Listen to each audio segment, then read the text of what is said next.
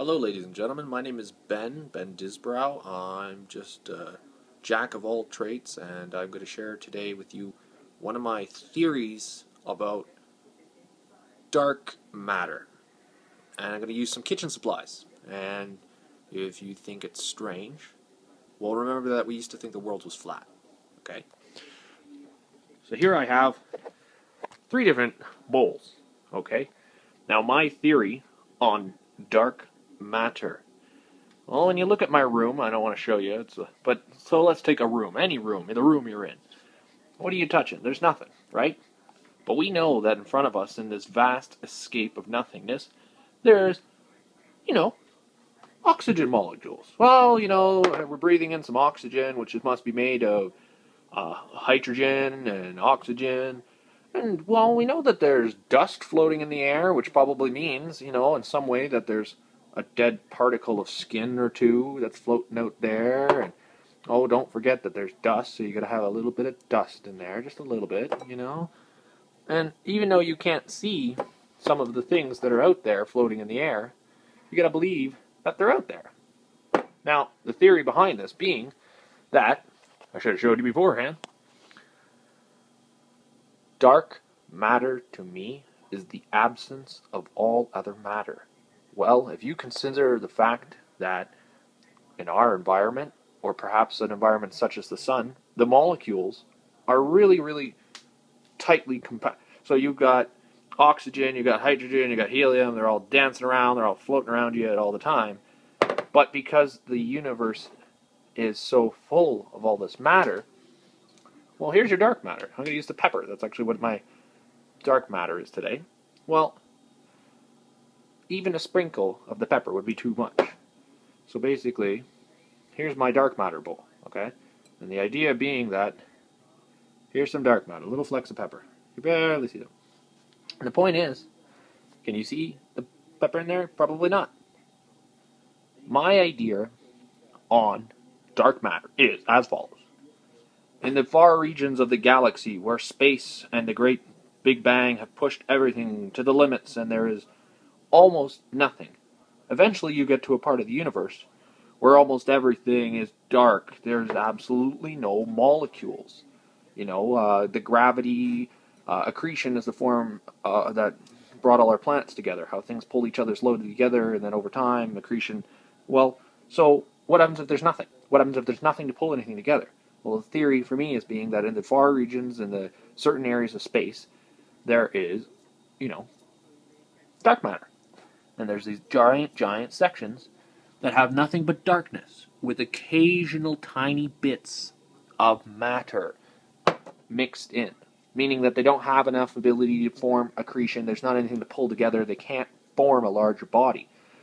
Well, as you travel through the universe is large and expansive. In fact, there are little planets. Here, look at these little planets. We've got some colorful planets. You see some planets in there. Well, that's my room. You don't need any in there. But to illustrate a point, as you travel through the galaxy, you find a wide array, a wide variety of molecules. You'll find that, as scientists have proven, light will bend around dark matter. And part of that reason is, so here you go, you got the universe. The universe is constantly changing. The universe is constantly growing. And what you can see here is that the mass and the matter of the universe is constantly shifting. You see? So what it is there are certain areas of dark matter, and the dark matter is constantly moving. The example I use to usually phrase this is, imagine if you had a bucket of water, and inside that bucket of water, you had some black ink. Now, however, the black ink was more of a food. It was of a molecular basis that was so comparable to water that you could barely tell any difference except for the color differential. Well, that's my idea with dark matter. You see, dark matter, on the other, as you stretch across the galaxy, it's the absence of any matter. So what it is, is you could have an entire galaxy or solar system. Look at this. And there's lots of areas filled with lots of various different types of matter. Anything from plants, look at that thing, the orbits and everything. But certain areas have less matter, an absence of all matter. Like ink floating through the water. And if you were to shoot a laser light through space, the matter, the ink wouldn't really slow or deflect. It might bend it around slightly like dark matter does.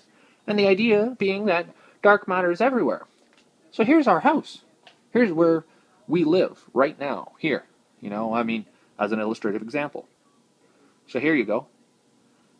You've got some skin particles floating in the air. You've got some oxygen and some, probably some carbon monoxide and all of those chemicals that we breathe in every day. Breathe it in. Well, oh, look right there. Do you see that? Dark matter. How do you know?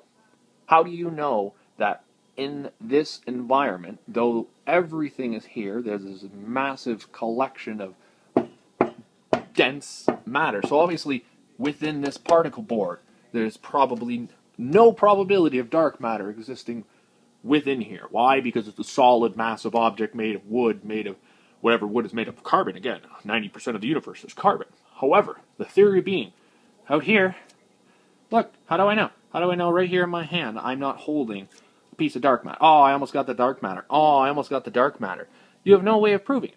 And my theory is that dark matter is the absence of all matter. It exists all around us in the universe. As you travel to distant edges of the universe, dark matter becomes more apparent, where the universe is stretched out thinner and there's not a lot of molecules and, accretion maybe isn't as strong. And there are certain areas of the well-developed galaxy, such as, our Milky Way galaxy, where everything's very balanced and, and then finally, of course, right in front of your own house, right in front of you every single day, there is what you breathe. You don't know that there are dead follicles and little insects and mites. And if you only knew the things you were breathing in every day, well, I'll tell you, if you're a germaphobe, don't be a germaphobe. Okay? Don't be a germaphobe. Don't live your life afraid of the unknown. Dream. Believe in your dreams, and they will come true. I'm going to go make a steak with my dark matter. I hope you enjoyed this theoretical physicist in the kitchen.